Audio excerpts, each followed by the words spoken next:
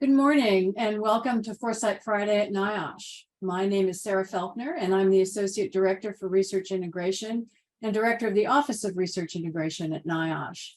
And it's my pleasure to welcome you to the new year and to our January 2023 installment of Foresight Friday. We developed this webinar series to promote interest and capacity in the application of strategic foresight in occupational safety and health, and to create a forum where we can exchange ideas and best practices in strategic foresight with our extramural partners. We're glad you could join us today. Today, we are privileged to have Dr. Peter Scoblic with us to speak on the growth of strategic foresight in the U.S. government. Peter is a co-founder and principal of Event Horizon Strategies, a foresight consultancy and executive education firm. He's also senior fellow in New America's International Security Program and a fellow at the Harvard Kennedy School, an instructor at Harvard's Professional Development Program. This spring, he's teaching a course on foresight and forecasting at Georgetown University. Peter is also author of the recent New America report, Strategic Foresight in U.S. Agencies, which provides an analysis of long-term anticipatory thinking in the federal government. And we're very fortunate to have Peter with us today to share his research on this topic. And now it is my distinct pleasure to welcome Dr. Peter Scoblic. Thank you, Sarah, so much for that gracious introduction. Thank you all for attending. Thank you to NIOSH for hosting me. Today, we're here to talk, as Sarah said, a little bit about my research into strategic foresight in U.S. agencies. I've obviously started with a picture of the more foresightful organization in Washington, D.C. Sorry, I probably shouldn't make that joke, but it sort of leads to the main research question that's been animating me for the last like 8 years or so. If I can get my slides to work, which is how can organizations formulate strategy given the uncertainty of the long-term future? And why is that the question that I've been fixated on? The simple reason is that they don't formulate strategy under the uncertainty of the long-term future all that often. Often they focus on the short term instead. And that's problematic. I don't really need to maybe describe why short-termism is costly, but I thought I'd pull out a few statistics just to show how devastating it really is to both the public and the private sector. So from a private sector perspective, we're looking at trillions in lost GDP and return on invested capital in millions of people that are needlessly unemployed because of that unnecessary economic cost. Then in terms of public policy, of course, many of you probably have your own examples, but we're looking at underinvestment in things like physical infrastructure, in public health infrastructure, as we've experienced over the last years, in basic R&D into science and technology, which has, among other things, national security implications. And there's really no disagreement that short-termism is costly. And in sort of all the years that I've been thinking about this, I've encountered exactly one professor who did not think that, this person will go unnamed, but professor who did not think that short-termism was that big of a problem. But otherwise, you find it in the private sector among executives, including investors like Seth Klarman. You certainly find it among policymakers, including the former president. And it got to the point where I found this piece in the FT, well, at this point, I guess it's almost 2 years ago, but that says by early 2020, everyone was concerned with short-termism, from folks attending Davos, whether executives or folks at nonprofits or what have you. So we've got this like massive problem. And my question is, if everyone agrees that there's a problem, why is it a problem? Why does it persist? And there are a number of reasons, but ultimately, I think the cause is sort of misdiagnosed, and that's what's going to bring us around to strategic foresight today. We know that there are individual causes. Individuals have a tendency to discount the future irrationally. we know that individuals have different time horizons. Some people think more short-term, some people think more long-term. More of us think short-term, and those of us who think short-term and are in managerial positions tend to make decisions that are more short-term. No like huge surprise there. But one of the things that's often picked out as a cause of short-termism is incentives. We have the wrong incentive structure. So private sector folks forced to focus on things like quarterly earnings reports. In the public sector, obviously, we've got the speed of the election cycle, concerns, demands of voters, demands of special interest groups, all things forcing us to kind of deal with the tyranny of the present. And so the logical answer is, well, why don't we change the incentive structure, right? So you see this both, again, in the private sector where people are like, Jamie Dimon, Warren Buffett, two individuals of some repute, saying, well, why don't we get rid of quarterly earnings? In the public sector, you've got a whole range of ideas, some of which are quite interesting, including, well, let's give the next generation a vote, and then they'll be thinking about the longer term because they've got a longer time horizon in front of them. But what I'd like to suggest is that focusing on the incentives misdiagnoses the problem a bit. It's not that they're not a thing. Obviously they are. If we changed incentives, we would change action. The problem is it's not enough simply to incentivize people to think more about the long-term future unless we provide them a structure for doing so. Because unless we do that, what we're basically assuming is that they can foresee the outcome of policy. They can predict long-term outcomes. And that is a very difficult thing to do. Every policy is a prediction. So to the extent that we're asking them to make longer-term policy, we're asking them to make longer-term predictions, which is tough. And so what I'd like to suggest is that short-termism is in no small part just a mechanism for coping with the uncertainty of the long term, and that the way that we need to address short-termism is by finding mechanisms for coping with uncertainty. Academics have a framing for this. They call it the tension between exploitation and exploration. So exploitation being do more of what you sort of do, but do it better. That's kind of the short term. Exploration is exploring the next thing that you might do, or thinking about the longer term. And what academics tell us is that organizations tend to focus on exploitation because, as James March put it, the returns are positive. They tend to be positive anyway, proximate and predictable. But the wages of exploration, of thinking about the longer term future, are uncertain, distant, and often negative. And in fact, research by Jonathan Boston and others into US policymakers finds exactly the same pattern for the same reasons. So what do? Well, we find ourselves in this bit of a quandary where we have to do both. We have to think of the long term and the short term. We have to think of the present and the future. We have to be ambidextrous, or if we want to get fancy, we need to be temporally ambidextrous. We need to think in two different time frames at once, time frames that are often considered to be competing, but that really, I think, are complementary. And so the question, though, to come back to it, is a little bit different than I initially put it. The question is really not just how can organizations formulate strategy under the uncertainty of the long-term future. It's how can they do that while still attending to the demands of the short term. So this is the question that I've been looking at. And in order to answer it, I turned to the United States Coast Guard. I want to talk for a few minutes about the Coast Guard, and then I want to talk about what else I have found around the US government. I chose to focus on the US Coast Guard, which, for those of you who don't know, is an organization with many different responsibilities: military, maritime, intelligence, law enforcement, environment, 11 missions that are mandated by statute. They've got a wide remit. They've traditionally been very focused on the short term. They've been around over 200 years, but they're very focused on being fully deployed, on responding to crises and things like that, traditionally.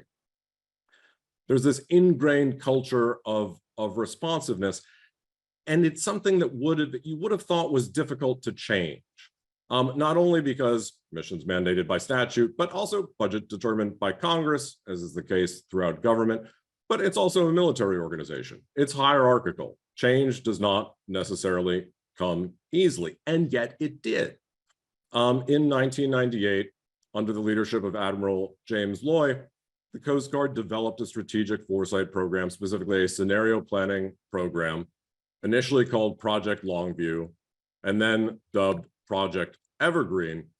And what it helped the Coast Guard to do was transition from an organization that hadn't had a strategic plan in the 200+ years of its existence into an organization that not only had a strategic plan, but a strategic plan that incorporated strategic foresight, which is to say the uncertainty of the future, especially the uncertainty of the long-term future. So what we did was we went from this, the original sort of mission of the Coast Guard as outlined by Alexander Hamilton in Federalist number 12, right? Few armed vessels judiciously stationed at the entrances of our ports might at small expense be made useful sentinels of the laws. To a strategic plan that was issued, this ran up through last year, obviously, that identified that in order to meet the nation's needs, the Coast Guard had to be nimble, adaptive, and anticipatory.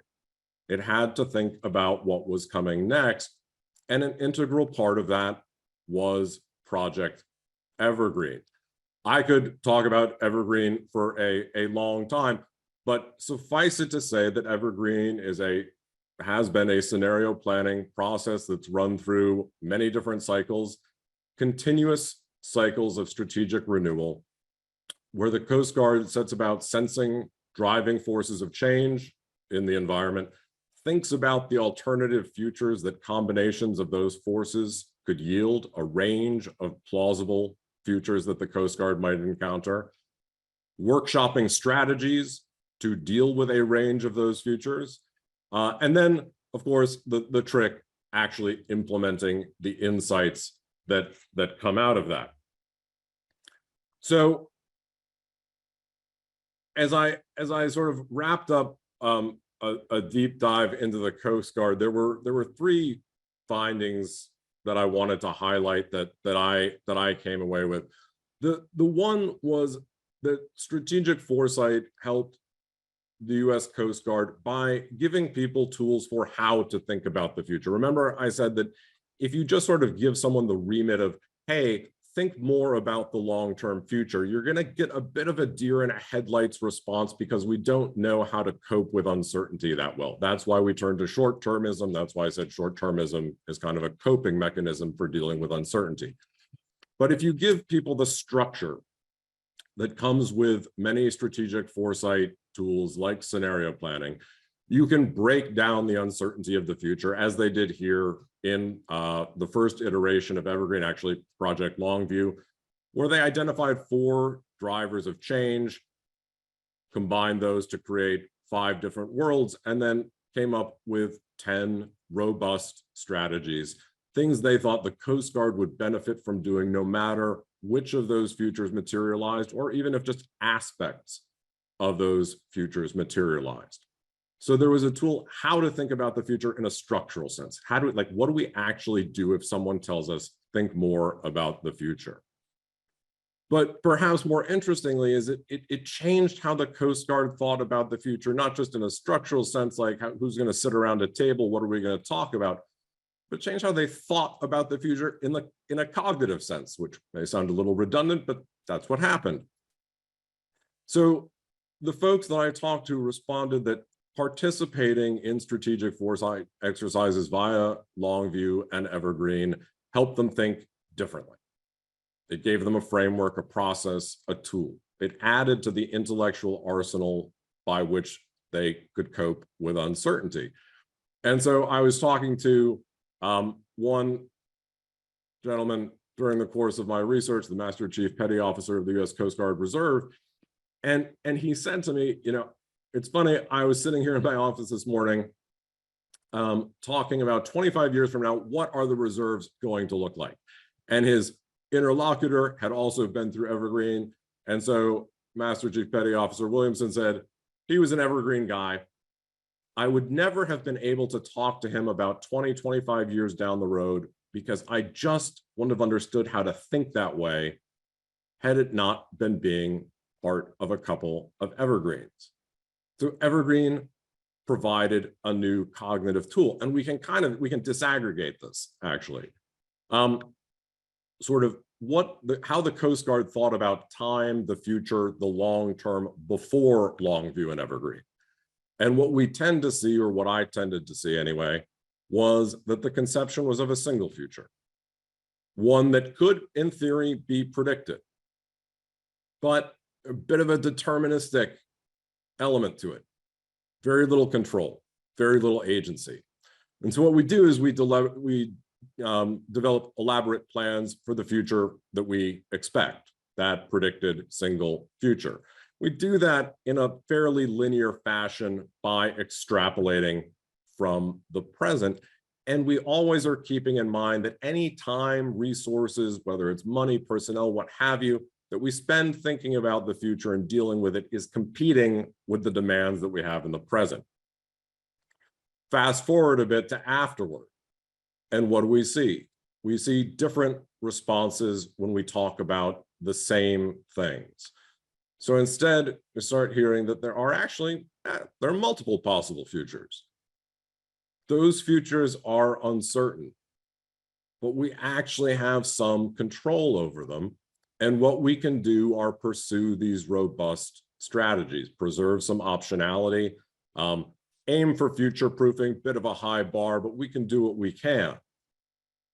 The extrapolation from the present gets traded in favor, so linearity gets traded for what I'll call loopiness, where these imaginings of the future inform our actions in the present, which change our imaginings of the future. And the end result is that we've solved that kind of explore, exploit paradox that I talked about a few minutes ago. And we see that the future and the present are actually complementary. So how did that shake out? One example that I kind of enjoyed was a before example of during the 1980s when the US Coast Guard was facing a situation, it needed to buy a new plane, basically. Traditionally, the Coast Guard had flown turboprop planes, but they believed that their mission in the immediate future was going to be enforcing the US exclusive economic zone. And so what they needed was a jet.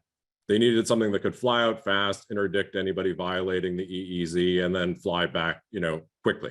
That's what they thought the mission was going to be. And so they bought about 40 of these Falcon jets at a cost of about $100 million. The punchline, of course, is that enforcing the EEZ did not turn out to be the mission that the Coast Guard was saddled with.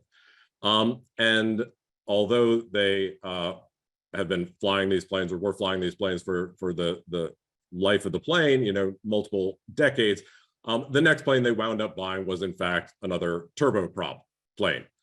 So they went back to what they had because it offered more optionality. But it was, so essentially the purchase of this plane was the result of an erroneous prediction. And now when you see the Coast Guard talking about acquisitions, you see them talking in a little bit of a different way. You see them talking about flexibility, and you actually see them linking that to the Evergreen process. So I realize this is a lot of text, but if you look at the upper quote there, Evergreen has really driven how we script what we need for an icebreaker replacement. So in talking about the design of the new polar security cutter, what do we need? We need flexible mission space because we don't know exactly what the mission is going to be. Previously, it would have been basically solely scientific. Now, the United States may be dealing with some security challenges. And so you have former Commandant Zunghoff referring to the ability to weaponize the ship if needed. And the reason being, you can't project out from the status quo. We're going to shelve simple extrapolation from the present in favor of a more capacious way of dealing with the future. So there's a difference in how we plan and how we strategize for the long term. There's also a difference, I should point out, in how we act in the present when we're surprised by the future. So, one of the greatest, if not the greatest strategic surprise of the last number of decades, 9/11, which radically changed the US Coast Guard's mission. Port security, for example, went from being a very small percentage of what the Coast Guard did to being a very large percentage of what the Coast Guard did. And I spoke a while back to then Rear Admiral Tom Allen, who was the Chief Financial Officer of the Coast Guard, who had been something of a skeptic of Evergreen, but he pointed out to me that the advantage of Longview, which had started before the 9/11 attacks, was that on 9/11, we had a binder full of plans and ideas. And over the next few years, everyone said, you're right, that's exactly what they need. And they started funding it, or that's exactly what we need.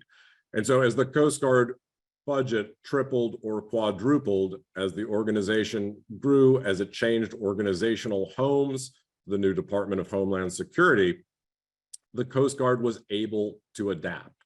And one reason was because of some of the thinking that had been done in the Evergreen model before 9/11 that allowed us to roll that out.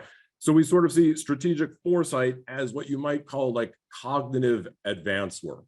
We've done some of the thinking of what the plausible futures could look like. And so even when something happens that isn't precisely what we expect, we've socialized some ideas about strategies that we would pursue if the future changes, which of course it always does. So the question is, well, all right, let's say you're not the Coast Guard. What do you do? What lessons do we pull from this?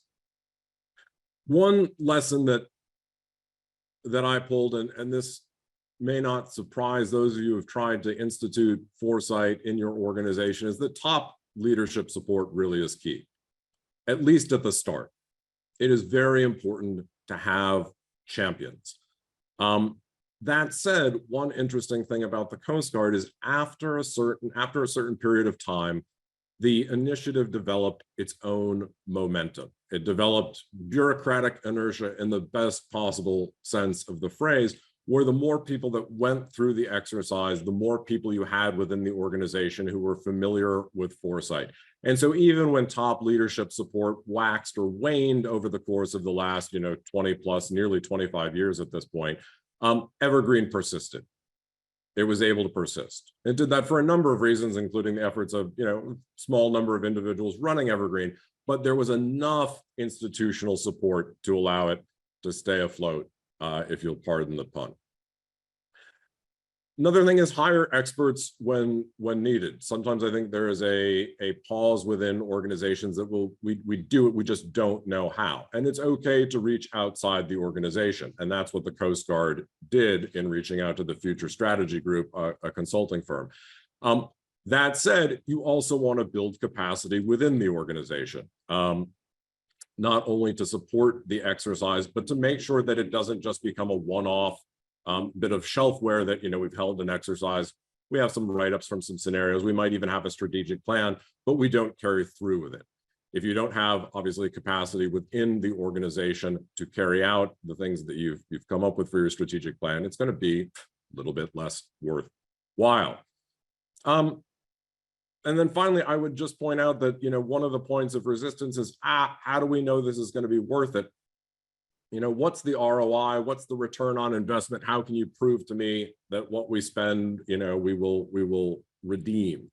And the answer to that is just, it's just not that expensive to do this, either in terms of money or in terms of personnel, when you compare it against the returns that you can reap.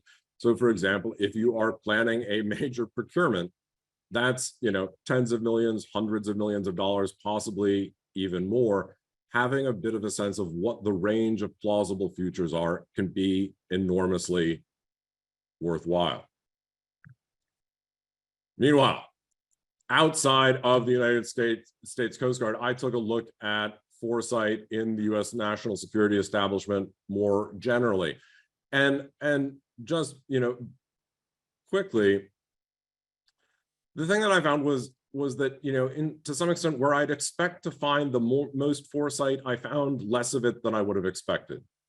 That even units dedicated to thinking about the long term often wind up becoming operational. So one example, not always, but sometimes being policy planning at state, which is sort of, in some ways the original foresight organization that was set up when Dean Acheson was Secretary of State, or George Marshall and Dean Acheson, to think beyond the tyranny of the present and allow the department to consider over the horizon type threats, and yet policy planning still gets pulled back into operations. The lack of strategic foresight struck me as a little bit funny because we have all these strategic documents, whether from the White House or DOD or state or energy or what have you.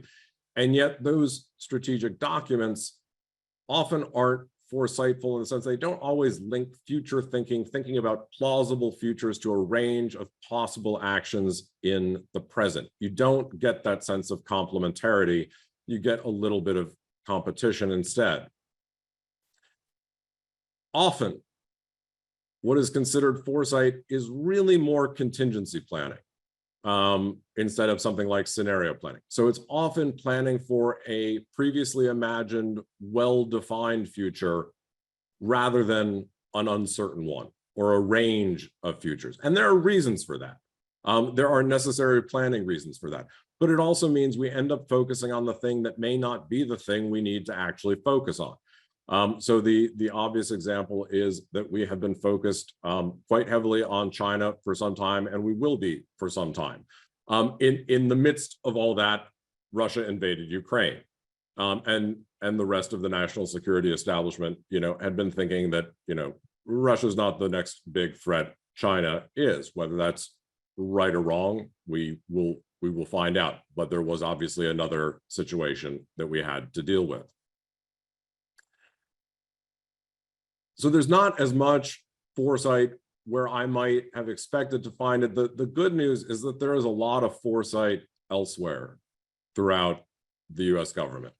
And this is drawing on both a great study that Joe Greenblatt and his colleagues did a number of years ago, and that I added to through my own research, and agencies that are exploring foresight now, including our venerable host today, NIOSH, and the CDC, both organizations that have been working increasingly with strategic foresight and looking for ways to institutionalize it.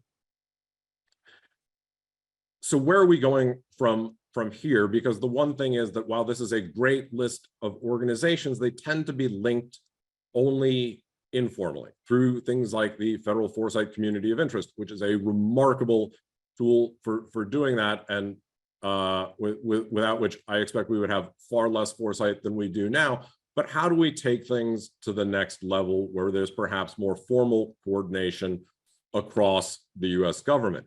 And that is something that a lot of people have been calling for a long time. So from Leon Firth, 10, 11 years ago, National Academy of Public Administration, Bill Burns, Michelle Flournoy, Nancy Lindborg, Richard Clark, and R.P. Eddy in their book Warnings, Amy Webb in a report that she wrote for Stanford a number of years ago, all calling for some sort of whole of government function based somewhere. And I agree with this call. And I might put it in a slightly different place.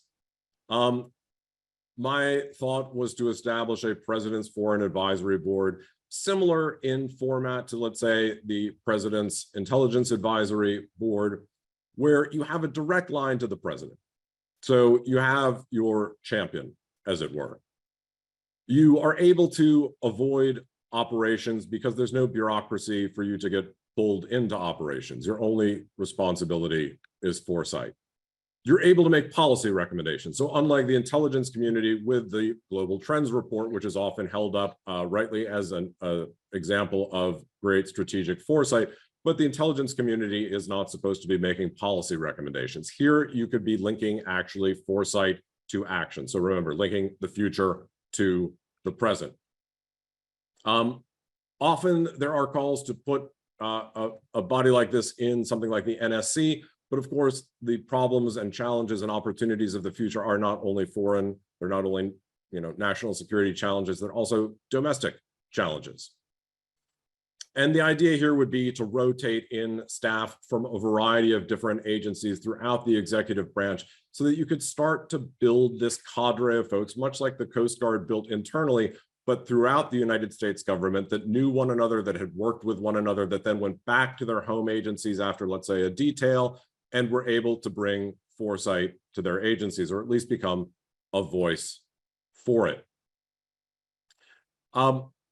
Before I stop, I want to issue some parting provocations. So rather than concluding thoughts, here are some parting provocations that will perhaps provide a little bit of fodder for the Q&A. And one question I had, these are questions that I asked myself, so I figured I'd ask them of you as well. One is, what if government can't do it? What if we can't coordinate foresight efforts? What do we do then? And one question I had is there a greater role for the private sector? And I'm defining private sector very broadly here. So not necessarily a for-profit corporation, though you could see something like a B Corp, perhaps serving an outside foresight function, an FFRDC dedicated to foresight. A number of them actually have foresight functions right now, but something like that, or perhaps a dedicated nonprofit. One challenge that I'd issue to academia based on my time in it is, why is there not more study of strategic foresight? There are obviously a number of excellent programs out there. There are obviously a number of excellent classes out there, and we're trying to add more. But imagine if we had one foresight class for like every 100 economics classes. Think about how much economics has come to drive the way that the United States government makes policy. And if we could, include imagination in addition to calculation in our formulation of policy, we might find ourselves less surprised less often. One question I had is, are people who are trying to inculcate foresight into their institutions confused by the range of opportunities available? There's a lot of foresight out there, and it's a growing field. There are a lot of different methods. There are a lot of different takes on those different methods. Do we actually need, more consolidation, coordination, even collation of ideas? The problem is that's totally anathema to the idea of strategic foresight, which is that we need to think more broadly. And yet I wonder if there's a tension there. And then I wonder, and this is, as Sarah mentioned, I'm teaching about foresight and forecasting. I do keep a foot in the forecasting world, sort of formulating probabilistic expectations of future events. Is there a role for forecasting in foresight? Because policymakers have evinced some interest in it. Or is that really too anathema, and I've just taken one step way too far? So with those parting thoughts, I'm aware that I've gone a little bit over time. So let me just say thank you very much for listening. Thank you again to Sarah and NIOSH and the CDC. Peter, thank you very much on behalf of NIOSH and the Office of Research Integration for that excellent and intriguing presentation.